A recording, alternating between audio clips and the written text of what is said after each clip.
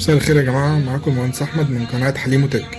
بصوا يا جماعة، معانا هنا السماعات اللي هي الإيربودز الشاومي دي الأوريجينال يا جماعة. تمام، فيها مشكلة خطيرة، وهي إن بيجي فجأة عليك السماعة منهم بتفصل، تفضل فاصلة ما بترضاش تشتغل مهما تدوس عليها حتى عشان تحاول تشغلها.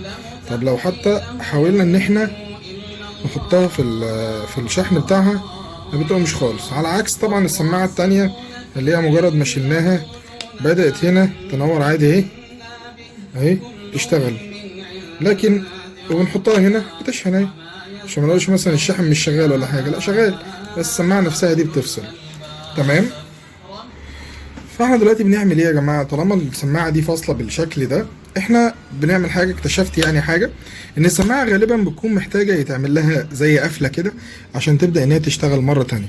طبعا القفلة دي ما بتحصلش طول ما انت بتدوس على زرار الباور، او حتى بتسيبها في الشارجر بتاعها، في الدوك بتاعها.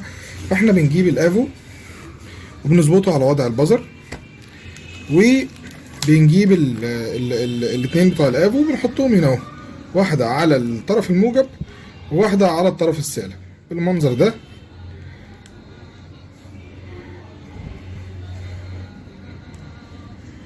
واحدة على الموجب هنا، واحدة على الطرف السالب، وبنبدأ إن إحنا نشغل السماعة. ممكن ما تنجحش معانا من أول مرة، ونحاول مرة تانية.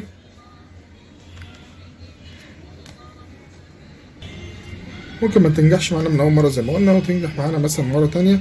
فهنجيب برضو دي كده تاني ونحطها على الطرف، وبنجيب الناحية التانية نحطها على الطرف التاني. هي طبعا الموضوع بيكون صعب شوية. يا جماعة هنكمل، نجيب نحط دي في طرف هنا، نحط واحدة في التانية هنا. طبعا الموضوع ظبطها صعب بصراحة، ما بيبقاش سهل خالص يعني، بس احنا بنحاول على قد ما نقدر. طبعا مع التصوير هنا هو بيكون أصعب بكتير. أنا بس كل الفكرة إن أنا عايز أوضح لكم الفكرة وتكون واضحة قدامكم.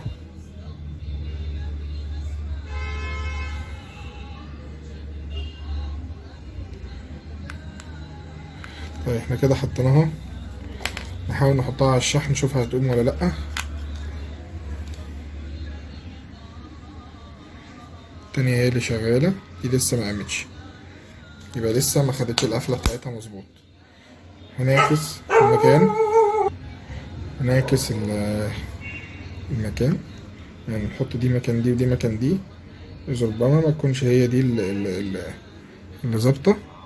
هي كده قرت معانا على الافو، لو نلاحظ في قرايات جت على الافو.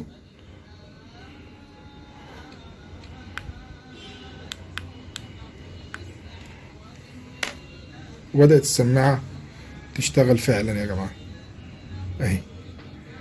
السماعة كده اشتغلت عادي جدا، وتقدر تعملها كونكت، باين اهي قوي في اللمبة بتاعتها بدأت ان هي تلف. ولما نحطها هنا اهو هتبدأ ان هي تلقط معانا ان هي بتشحن عادي جدا. اي استفسار يا جماعة او اي حاجة خصوص التكنولوجيا تقدروا تتابعونا على صفحة اليوتيوب بتاعتنا، على صفحة الفيسبوك ترستونا. شكرا والى اللقاء.